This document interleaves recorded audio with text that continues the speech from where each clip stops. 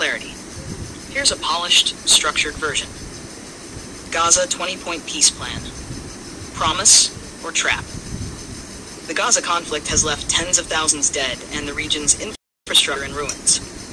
On September 29, 2025, U.S. President Donald Trump and Israeli Prime Minister Benjamin Netanyahu announced a 20-point peace plan. It came after consultations with Saudi Arabia, Qatar, Egypt, Jordan, Turkey, Pakistan, and Indonesia during the UN General Assembly sidelines. This proposal is seen by some as a chance for stability and by others as a dangerous attempt to bypass Palestinian rights. Let's break it down clearly. Core elements of the 20-point plan. 1. Immediate ceasefire and exchange. Hamas must release 48 Israeli hostages, alive and deceased, within 72 hours. Israel will release 1,950 Palestinian prisoners, including those with life terms, and the remains of 720 Palestinians. 2. Hamas disarmament and amnesty. Tunnels, rockets, and weapons destroyed under international monitoring. Amnesty for Hamas fighters who surrender. Safe passage abroad for leaders who refuse. 3. Phased Israeli withdrawal. IDF pullout within 90 days, except for a temporary security buffer. Gaza handed over to an International Stabilization Force, ISF, with Egypt, Jordan, and U.S. support. 4. Governance and aid mechanism. A technocratic Palestinian committee, No Hamas, runs Gaza for 12 months. Oversight by a Board of Peace, chaired by Trump with figures like Tony Blair. Unrestricted aid via UN Red Crescent and Gulf-funded Gaza Riviera reconstruction project. 5. Long-term vision. Gaza demilitarized. Interfaith and regional dialogue encouraged. Pathway to Palestinian self-determination, but Netanyahu rejects Palestinian statehood. Skepticism and fears of conspiracy. Many Palestinians see this as a dictated surrender. Hamas labeled it Israeli-American dictation, ignoring demands like ending the blockade. Critics argue Muslim states are being duped into normalization for economic benefits. Saudi Arabia, UAE, Qatar, Egypt, Jordan, Turkey, Pakistan, and Indonesia issued a joint statement praising Trump's sincere efforts. Claims of conspiracy against Muslims. Online voices say Arab nations are prioritizing economic zones and Gulf investments over justice for Palestinians. Endorsements highlight humanitarian relief and security, but critics see political betrayal.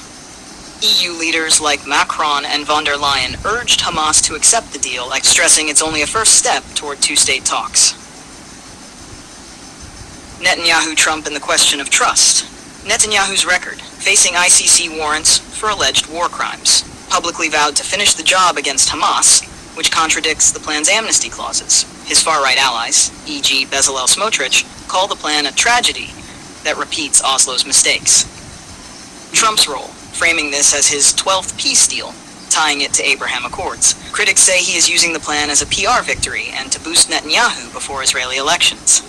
Trump chairs the Board of Peace, raising concerns of personalized enforcement instead of UN backing. Risks and weaknesses. 1. Enforcement. No guaranteed UN veto power against Israel's re-entry into Gaza. Past precedents, e.g. Oslo, show agreements often violated or delayed. 2. No sovereignty commitments. Palestinians fear economic projects without political rights.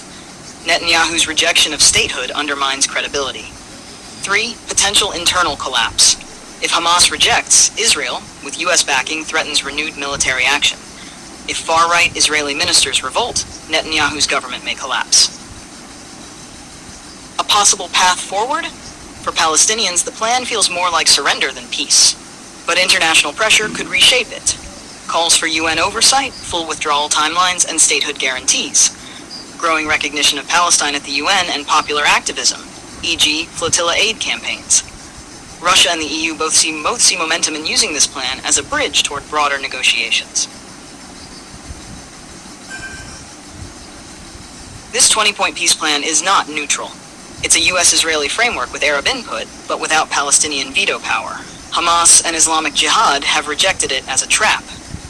Still, with Arab states endorsing and Western powers backing, the world may treat it as the only road forward unless Palestinians and their supporters push for revisions. The central question remains, is this a genuine chance for peace or simply a roadmap to surrender dressed as reconstruction? Would you like me to also prepare a side-by-side table? Plan points versus concerns, risks. so it's easier to present the good versus bad in one glance.